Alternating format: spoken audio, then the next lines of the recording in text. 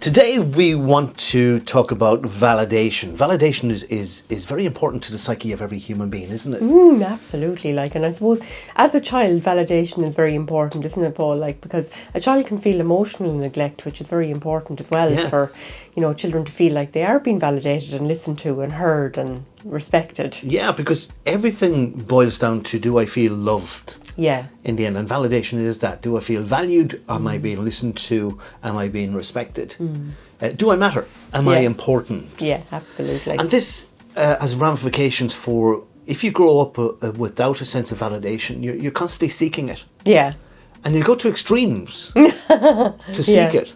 Well, even if you look at young children, from the ages of 3 or 4, if they're not getting that attention that they need, they'll start to become very destructive, because negative attention is better than no attention at all. That's true. Isn't it? Absolutely true. And I can think of a few adults that and continually do that. People who create drama and chaos just to get attention to themselves, and then even the resolution of the drama gets them to feel loved, somebody cares, that they matter. Yeah.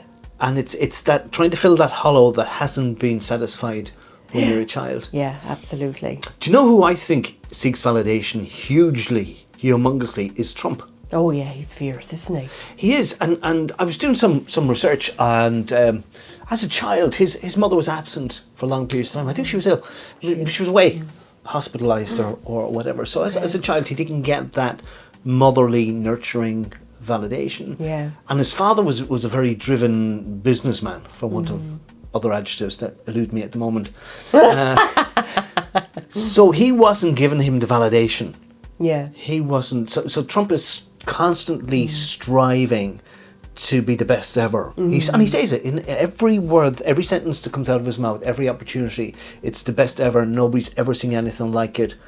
Yeah. Never no one's ever happened done this before. It has to be the extreme. So, in the professions that we're in, where you're talking to people and you're listening to them, you're actively listening, not just for what they're saying, but you're listening to the words they use. You can find from those words, you can really understand where a person is coming from and where their issues come from. Yeah. And when I listen to Trump, I can see all of this. He doesn't need to say that this is better than Joe Biden or Obama, or it's never been done before. He could just say, we're doing this, this and this because this and this need to be fixed.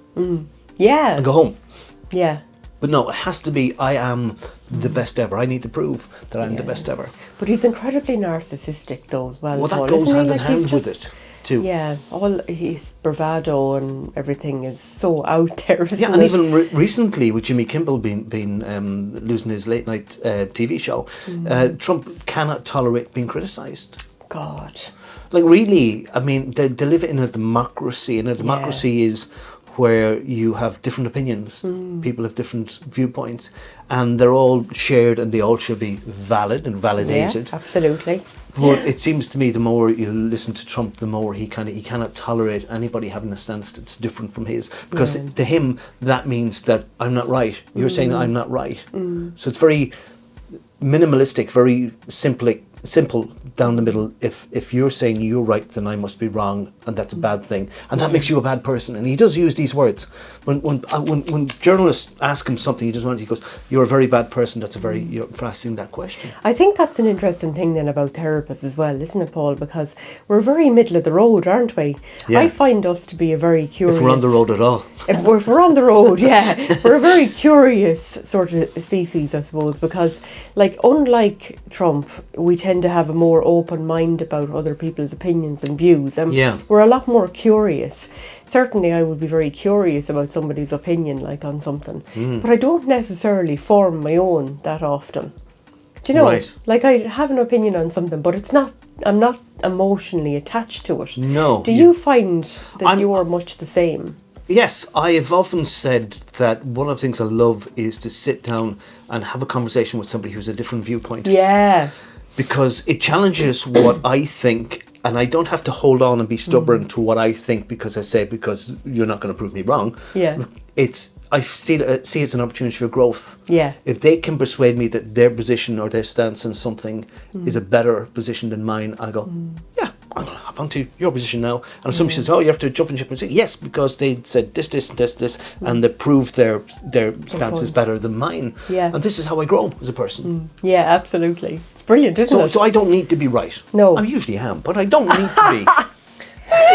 Oh my God. It's not essential for you to drive the facts home there, Paul. Yeah, I demand that you tell me every day that I'm right about everything. I love it. And if you don't tell me, you're a bad person. But maybe we get validation in other ways then, you know, like maybe through some of the love languages, for example. You know, some people like to receive gifts and then they feel validated and they feel loved and cared for, and other people like acts of service. Well, I suppose if you do get something nice from somebody, it does show that they feel that you are worth sending something to. Yeah. And that somebody's been thinking about you.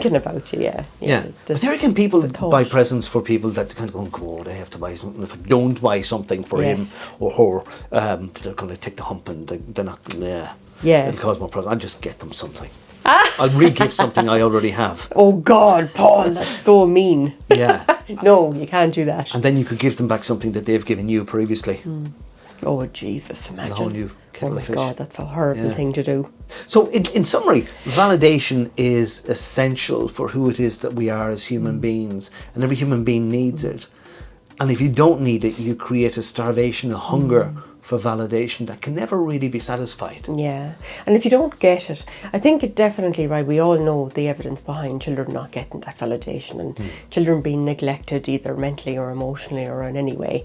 They do grow up to be a lot more insecure, I suppose, in themselves, don't they? And we all do, and I certainly was a very insecure adult until I started going for therapy and doing different things. And then when we got onto our training course, it even got better then, you know, I began to understand my own mind and my own person a lot better. So if you're not on that journey, you know, you'll probably notice people that are around you that really just are acting out, and there's adult tantrums as well. Oh yeah.